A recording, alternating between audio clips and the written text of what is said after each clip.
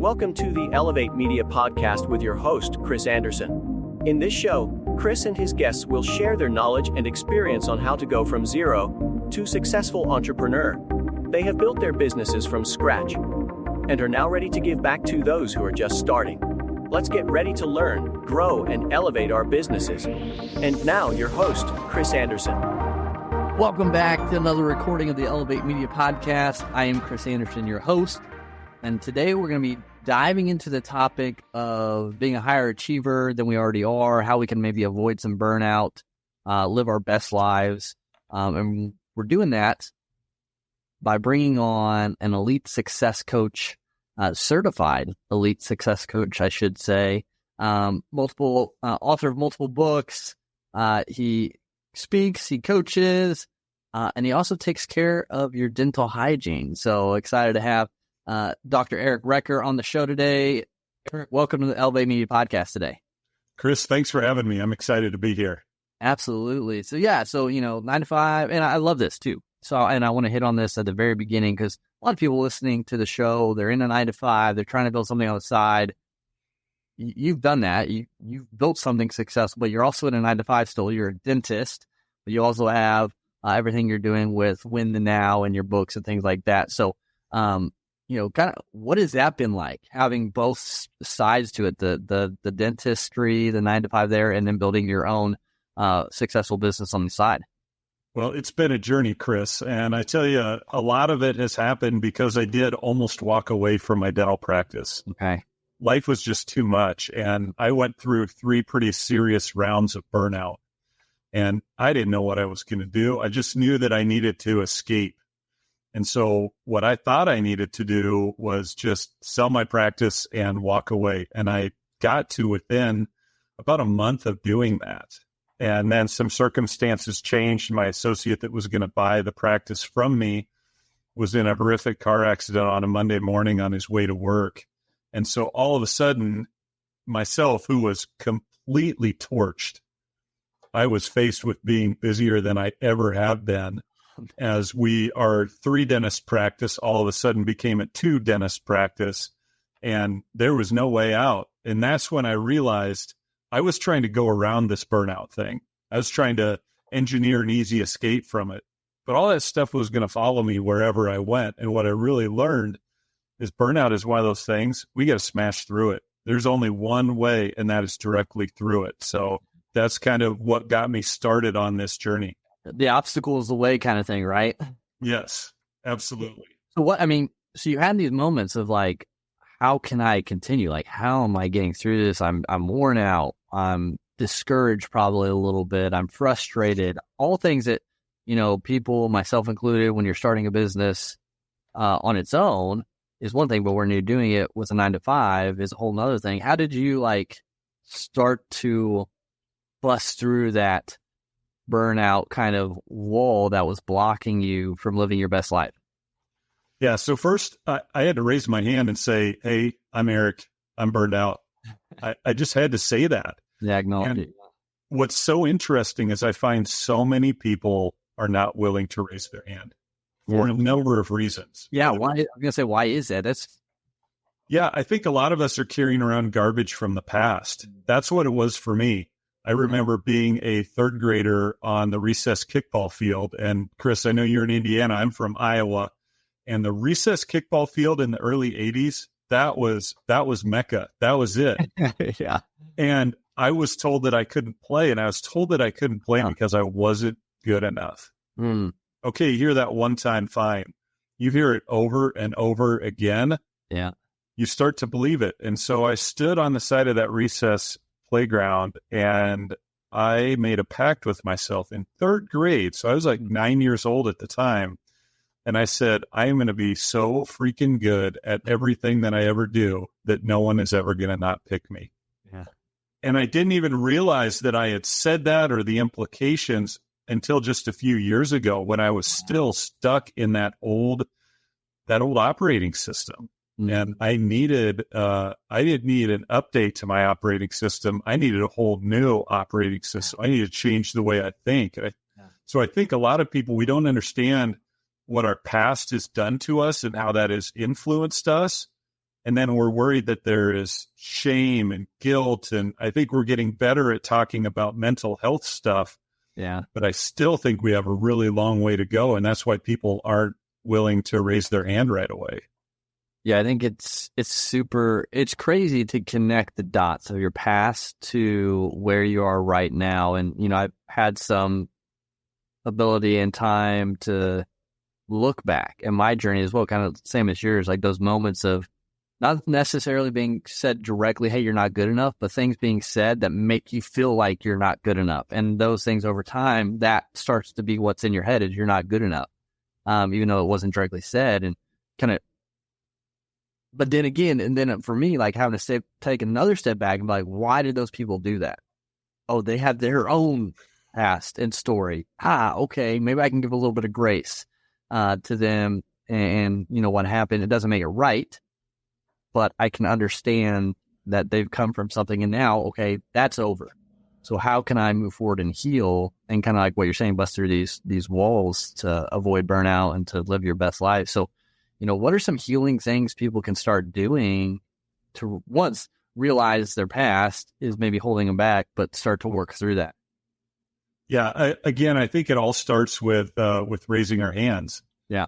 And it starts with, kind of stepping aside. One of the things that I think is huge and that we don't realize is I think each of us in our jobs, no matter what it is, we have some parts of it that we like. Mm-hmm. And then we have some parts that we don't like. And a lot of times we get burned out from the parts that we don't like. I realized for me that my favorite part of dentistry is not the technical aspects. After 20 years of doing this, I'm pretty good at doing fillings and crowns and all of those things. I think I'm pretty good at that. Yeah. But the part that keeps me coming back is the relationships. It's the fact that I've known some of my patients for more than 20 years. I've seen kids as I started to see when they were 3 years old. They're now graduating college, getting married, having kids, all of that kind of stuff. And to be a part of that journey with people is such a great privilege. And so I think one thing that we can do is we can realize, okay, what are the parts of my job that I like? And how can I do more of those things? Yeah. Instead of just getting worn out so much by the stuff we don't like. Yeah, there's going to be things we don't like, but if we find what we like, that can help give us energy. And if we don't find something that we like while we're in our job, one, we look for a different job. Two, if that's not in the cards right now, we try to control what we can control. So what are the things that we can do outside of work that help lift us up? Because if our whole day is bad, we don't like it. And every second we get, we're on our phone watching news or negative things or whatever. We come home and we crash on the couch watching, anxiety provoking and violent and all that kind of stuff on Netflix. Right. Wonder what's wrong. Yeah. We weren't meant to have our lives compound like that. So I think we have to start looking at what are some things we can do to fill our cup instead of all these things that just continue to drain us. No, I think that's super critical and take a moment. A lot of times, you got a business or a 9 to 5 and then you try to start a business. So you think you can't take a break. At least that's my perspective when I start. Like there's no break. You got to grind. You got to hustle. There's no time for fun, laughter, anything like straight going at it, which, probably helped me get to where I was, but it wasn't sustainable. So understanding like, yes, hey, I've got an issue. This is not going to be good long term. I can't do this. And then, like you said, put things in your life that will fill that cup and help bring back some joy and that you have a break, a micro break even, like going out and just staying outside for me. Like just being outside and just at least when it's sunny here in Indiana, not rainy, just enjoying the sun, like little things can be done to kind of break that up. And for me, Eric, and you might find this, kind of true with what you teach is when I started my business, I didn't have a 9 to 5. I quit my job cold turkey to start a business. No idea what I was going to do. And that's a whole nother thing. I don't tell people to do that because it's a whole, you gotta be crazy, super crazy to do that. It's not very fun, but I didn't want to do video podcasts, which is what Elevate started as. And then it got into video production, full video production stuff. Like I didn't want to do the technical stuff of editing, Like I saw that. To your point, like I didn't like the editing portion of stuff. I love building relationships and helping people get their stories out there. But my mind was so focused on, I don't like the editing. It takes so much time. I don't want to do this forever, that it was draining. And it was the moment that, I had to sit down, kind of silent moment with God. And he's like, dude, it's not about you. Like, and in my mindset, I started to shift it to, I don't like editing, to right now I get it, because it was just me, solo entrepreneur. Like, I get to help these individuals elevate their stories, which in turn helps them reach more people and make an impact, because they're all making an impact out there. So I get to be a part of that, and I get to help, push that mission out there and be a ripple. And when I was able to shift my mindset from the thing I disliked, focusing on that, to this thing I don't like is a positive thing, so I can get through it, it completely changed the game for me. Oh man, Chris, that's pure gold right there. That is so good. We get stuck in these ruts, right? And you were stuck in this rut. We're all stuck in this rut. And we don't understand why the rut that we keep staying in isn't making life any better. Einstein said it really well. Insanity is doing the same thing over and over again and expecting different results. How can we disrupt our routine instead of just hour of this directly to hour of this directly to hour of this? Why don't we do 50 or 55 minutes and then take 5 minutes to do something that refills us? Yep. Little things. We think that we have to go on a 2-week vacation to refill. Right. Well, that's great, but how often you get to do one of those? Versus how often do we have 5 minutes that you could maybe just walk outside, get some sun on you? That's a great thing to do. Take a couple of deep breaths, say a prayer, write down a couple things you're grateful for. There's so many little things that we can do in those small moments of discretionary time, instead of always turbo going from thing to thing to thing to thing. And then every second we get looking at our phone. Yep. Oh, and it's, man, that phone, because you mentioned a couple of times, it's a blessing and a curse in so many ways. It's like, it's such a great, valuable tool, an asset, especially for business owners nowadays, but it can be such a drain if you don't have the right guardrails in place to protect, and just like life in general, but it just amplifies everything. And so, like, what are your thoughts on guardrails with, phone, social media, news, things like that, with, winning the now? Yeah. So, win the now is all about living in the present. Mm-hmm. That's completely what it is. We're either stuck in the past or we're worried about the future. That's like 90% of our lives. We do that, maybe more.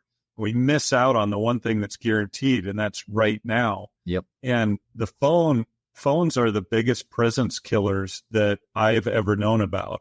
Mm-hmm. And so I'm not perfect with my phone, and I am not anti-phone. I want people to really understand that I'm not anti-phone. These devices are amazing. Yep. We have opportunities to do incredible things, but we all have our phone routines, right? We pick up our phone. It's not just to check one thing. Once we check it, we got to go email. Maybe we do Facebook and Instagram and LinkedIn, and then we check the weather, and then we check ESPN, and we do all these things. And what if our phone routine takes us 15 minutes and we're like, oh, I probably missed something. So we go around the horn again and around the horn again, and then we find some videos, and an hour later, we've all done this. Yep. One of the things that I do is I have gotten in the habit of just asking myself a simple question. Why am I picking this up? Because if I don't have a purpose for actually looking at something, those are really the times. It's like when you go into a store and you're not looking for anything, you're going to find something, right? Yep. When I'm not looking for anything on my phone, all of a sudden, that's when I'm prime. That's when I don't know if my brain is starving for dopamine or what it is, but I'm really looking. I'm not looking for something, but I'm likely to find it. So if I ask myself, you feel that urge to just reach for it because of whatever reason, asking yourself, why am I picking this up? And if you have a reason to pick it up, great. If you don't, it's probably because you could be doing something different in that time. Yeah, a lot of times, at least, again, personally, because I can't speak for everyone, is, it's almost like, we have a task that we need to do, but we don't necessarily want to do it. And it's like, oh wait, I need to check this first. I think I saw an email pop up here. So it's almost like a way out, from doing what's actually needed to be done. Oh, for sure. And what I heard you describing earlier, I want to go back to this just a little bit, is you described that need to go and push and crank and all of that kind of stuff. I call that the false sense of urgency. Mm-hmm. And to me, that is the background app that's running in the back of our minds all the time. Yeah. It's the app that uses the word should all the time. My dad taught me, don't should on yourself because it gets really, really messy. Yeah. But the false sense of urgency says you should be doing more. You should not be resting. You should keep the pedal down. You should do this. You should do this. You should do this. And it ruins those times when we're actually about to let ourselves rest. Yep. It ruined so many Sunday afternoons for me. That was a time when I heard you talk about God, and faith is huge for me. That's bedrock for me. Yep. I think God created Sundays or a day of the week for each of us. A lot of people have to work on Sundays. I get it. But whatever your day is, that day was created for us to give our minds a chance to rest a little bit. Yep. But I was never doing that because I was bowing to the false sense of urgency and feeling like I had to always make every moment feel productive. Yeah. And it's a tough thing to overcome. Yeah. And so with that, no, I agree with you. I agree 100%. But, there's people out there, like, Eric, I get it. I'm like you. I got a 9-to-5. I got family. I got my business I'm trying to run. So how can I take a day of rest when I really just need to utilize that day to get caught up on house chores? Is that resting? I mean, I'm not in the business because I've been here. Like, this is why, because I've been in that same state. Like, so is my day of rest? I'm doing the to-do list, right, around the house. Is that still rest, or do we have to completely, nothing?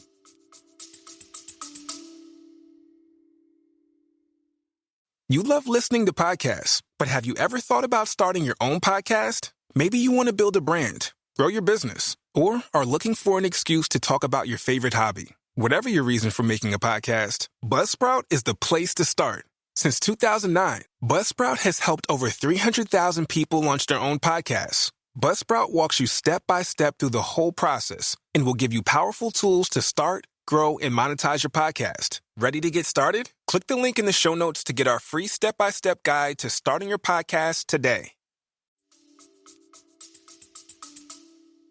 Yeah, I don't like to deal in absolutes because absolutes, man, I don't know about you, but I've told myself I am not going to do this. No. What does my brain want to do? On that. Yeah, exactly. Crazy, like it's drawn to it. So, okay, you have a to-do list. I understand. Some of those things need to get done, but which of those things need to get done? Mm-hmm. And can we look at it more as it doesn't have to be an all or nothing? It's not all tasks or all rest. How can we do some of it? How can we get some of it done? And how can we still have some time for rest? And then really knowing, okay, what are the things that help fill me back up? Okay, so 2-week vacation, fantastic. Yeah, I'm going to get that. How about a weekend, a weekend away? Can you get a weekend away? Not in this season. Okay. Do you have an afternoon? Can I plan an afternoon once a month where it is, I'm going to do something that just fills me up? Now, maybe the season's too busy. Okay, maybe I only have an hour. Maybe I only have 30 minutes. But in each of those times, whatever you have, how can you right the ship? How can you start tilting the needle back in favor of you? So there were days like that for me too, that I felt like I had a million things to do on Sunday, but it felt like a million things because I was leaving them right up here in my head and letting them swirl. Sometimes it's a matter of giving yourself the gift of 5 minutes to dump all that stuff in your head down on a piece of paper. And then you get to choose the 2 or 3 most important things, knock those out, and then put your feet up or go for a walk or do whatever it is that brings you rest. Yeah.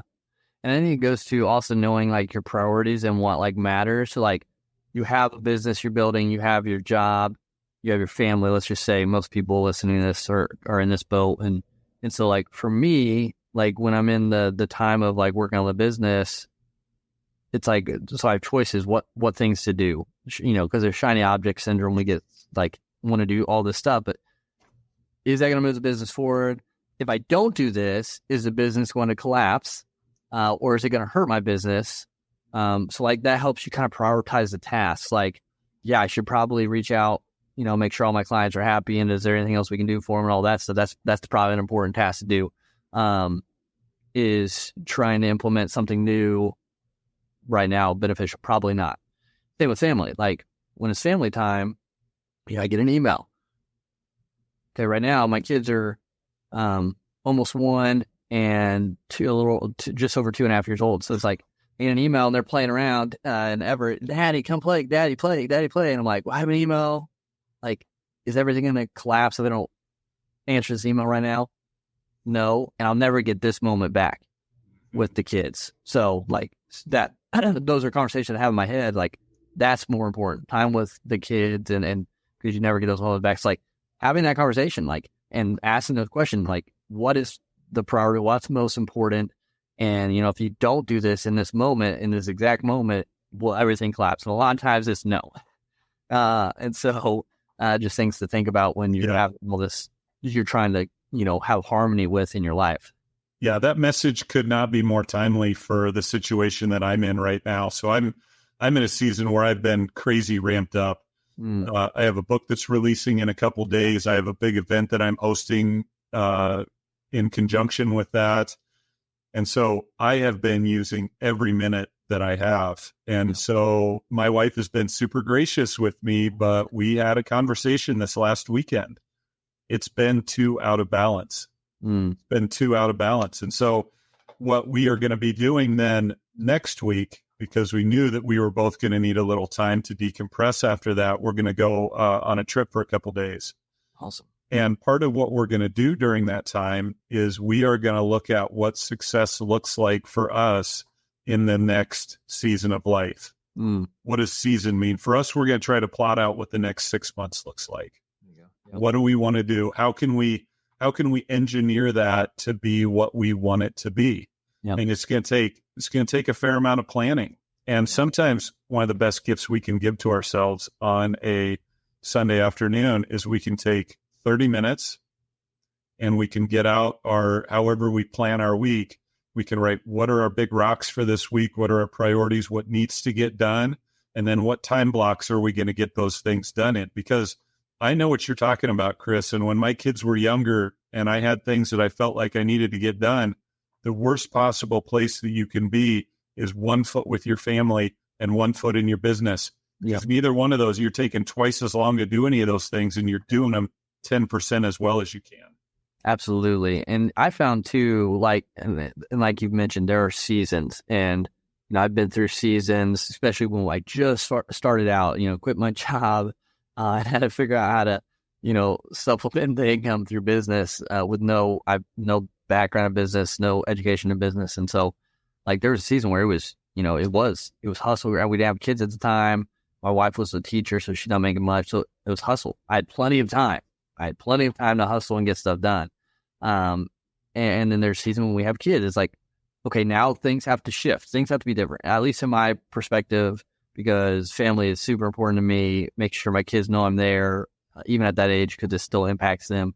Like, okay, so when they're home from daycare, on the days that they're daycare, like I'm with family. And I'm not perfect at it, but that's the focus. When they're home with me, I don't get a lot of business stuff done because I'm hanging out with them. I get to do that. I get to see them grow. But I say this because there are going to be moments, especially when you're starting out with having to harmonize everything, something has to be sacrificed. Mm-hmm.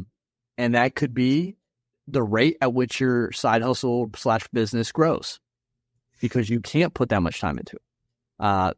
It could be your sleep. I don't recommend people going without a lot of sleep for a long period of time, but that could be a sacrifice for a short season, a weekend. Maybe you have to get some stuff done and get less sleep, and then make sure you bake in some more rest and recovery later.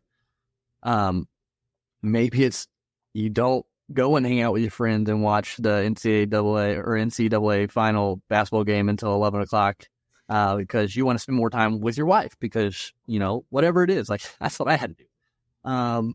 I was able to do. I was thankful to do it. But like there are sacrifices.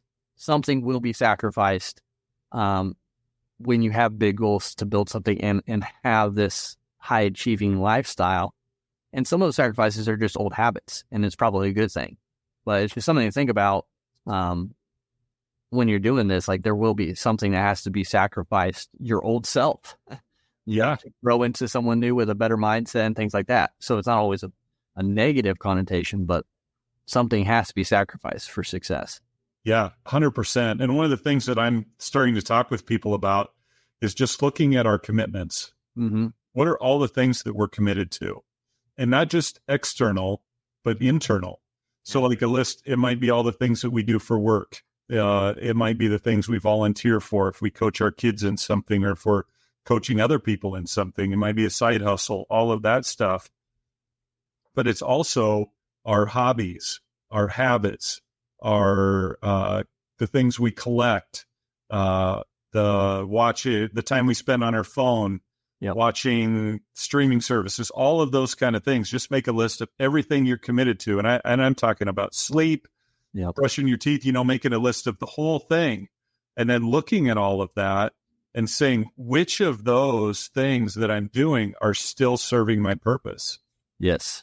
Maybe you're somebody that collected, I don't know, I'll use myself for an example. I used to collect baseball cards a lot, and I still collect baseball photos somewhat.